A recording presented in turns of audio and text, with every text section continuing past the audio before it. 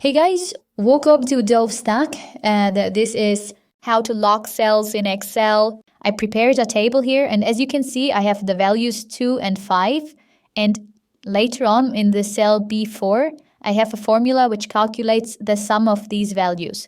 Now I want to lock the workbook so that the user can only edit the values in the orange fields, and that this sum is still being calculated, and also that the user cannot see the formula behind this field B4.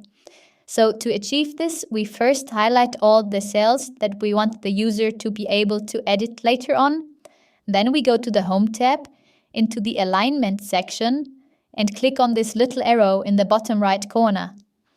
Now we go to the Protection tab and remove the check mark where it says Locked. Then you click on OK and go to the File tab. And here in the Info section, we click on Protect Workbook and then on Protect Current Sheet.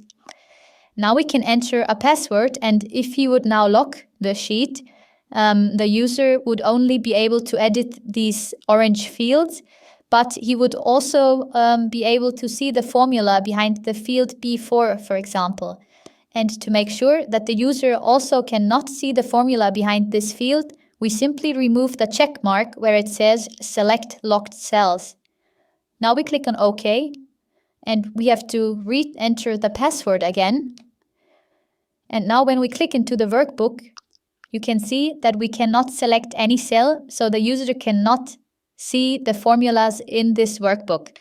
And we can still click into the orange fields, which we highlighted earlier, and we can also change the values in here, and the formulas will still work. If you found this video helpful, please like and subscribe. And if you have any questions, just go ahead and comment below. We'll do our best to answer them all. See you in the next video.